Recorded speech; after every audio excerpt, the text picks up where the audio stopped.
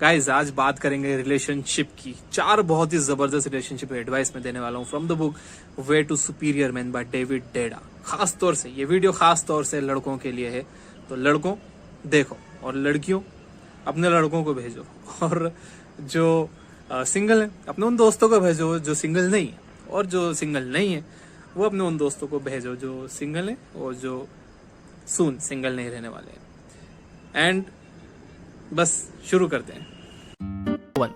Relationship में जाकर अपनी लाइफ के पर्पस को कभी भी मत भूलना।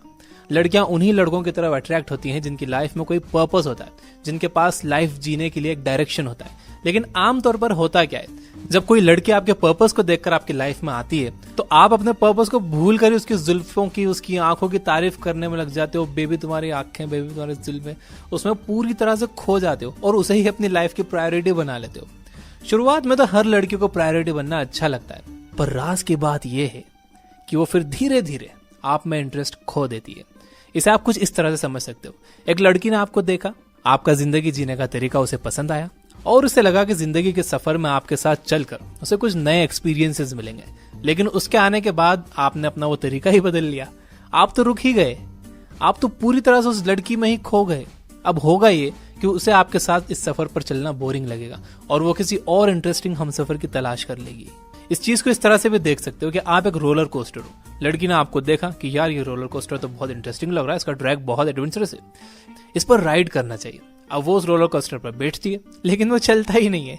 इस केस में वो क्या करेगी, वो दूसरा रोलर कोस्टर ढूंढेगी। नंबर 2, किसी लड़की को डिसीजन लेने के लिए कभी भी फोर्स मत करो। ये सबसे बड़ी गलती है जो लड़के करते हैं। एक लड़की डिसीजन लेना कभी पसंद नहीं करती, खास तौर पर जब वो रिलेशनशिप में होती है। तो वो चाहती है कि आप उसके लिए डिसीजन लो, चाहे डिसीजन छोटा हो या बड़ा, आपको अपना पार्ट प्ले करना ही होगा। इसीलिए आपने देखा होगा कि आपकी गर्लफ्रेंड अक्सर आपसे पूछती रहती है कि कौन सी ड्रेस पहनूं, मुझ पर रेड अच्छा लगेगा या ब्लैक। और ऐसे में आप ज्यादातर क्या करते हो, दोनों अच्छे लग रहे हैं यार, अपने हिसाब से पहन लो कुछ भी। और यही आप गलती कर देते हो। अगर उसे खुद ही पसंद करना होता तो वो आपसे क्यों पूछती। अब बात यह आती है कि आखिर आप ऐसा करते क्यों। पहला रीजन ये है कि लड़के डरते हैं कि अगर उनका डिसीजन गलत निकला तो लड़कियां बुरा मान जाएंगी। लेकिन मेरे दोस्त याद रखना है कि कोई डिसीजन सही या गलत नहीं होता, वो चाहे रेड पहने या ब्लैक, तारीफ तो आपको ही करनी है, तो डरना कैसा। दूसरा रीजन ये होता है कि लड़के इन छोटी छोटी बातों की परवाह ही नहीं करते। लेकिन दोस्तों, जब आप रिलेशनशिप में आ जाते हो तो परवाह करनी पड़ती है। अगर आपने किसी लड़की को डिसीजन लेने पर मजबूर किया तो याद रखना वो बुरा मान जाएगी। इसलिए चुपचाप उसे बता दो कि वो रेड पहने या ब्लैक, और उसे कभी मत बोलो कि तुम्हारी मर्जी, जो चाहे पहन लो। नंबर 3, उसकी ना में भी हाँ होती है। ये बहुत क्रिटिकल पॉइंट है। ये बात तो सदियों से चली आ रही है कि लड़कियों की ना में भी हाँ होती है, लेकिन फिर भी लड़के आज तक इसे नहीं समझ पाए।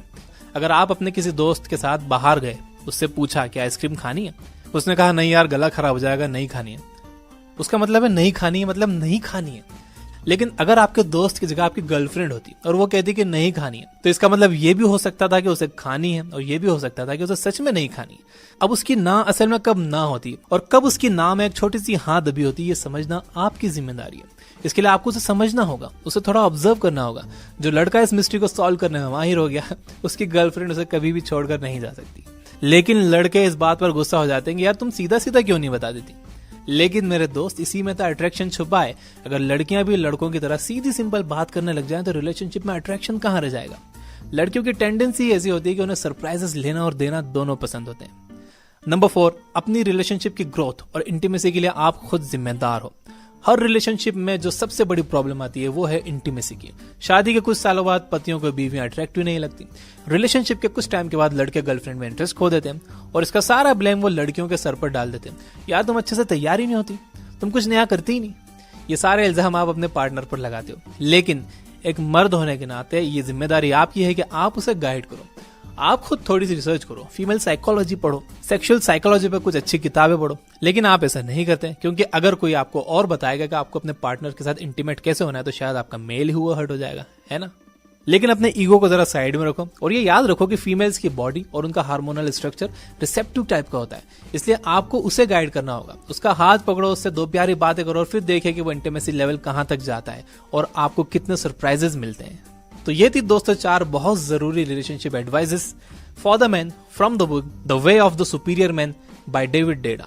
इन एडवाइसेस को आप फॉलो करो और अपने रिलेशन को फॉर एवर वाला रिलेशन बना लो। और याद रखिए कि गलतियां होती हैं सबसे, मुझसे भी होती हैं, आपसे भी होंगी। हो सकता है कि आप ये बातें भूल जाओ, हो सकता है कि टाइम पर आपको याद ना रहे। आप इस वीडियो को फिर से देखिए, ये बातें याद करिए। गलती हो जाए कोई बात नहीं, अगली बार फिर आप ये खुद से कहिए कि आप ये गलती फिर से नहीं करोगे।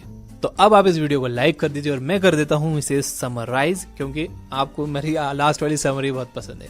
तो नंबर 1 एडवाइस है कि रिलेशनशिप में जाकर कभी भी अपने लाइफ के पर्पस को मत भूलो। अपने पर्पस को हमेशा अपनी रिलेशनशिप से ऊपर रखो।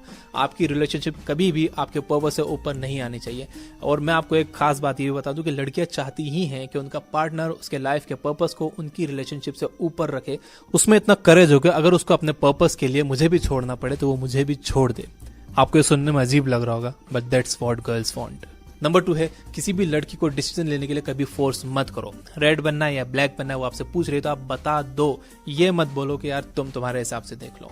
नंबर 3 है कि उसकी ना में भी हाँ होती है। अगर आपका दोस्त ना बोल रहा है तो वो ना है, पक्का ना है। लेकिन अगर आपकी गर्लफ्रेंड, आपकी वाइफ ना बोल रही है तो हो सकता है कि उसमें हाँ हो।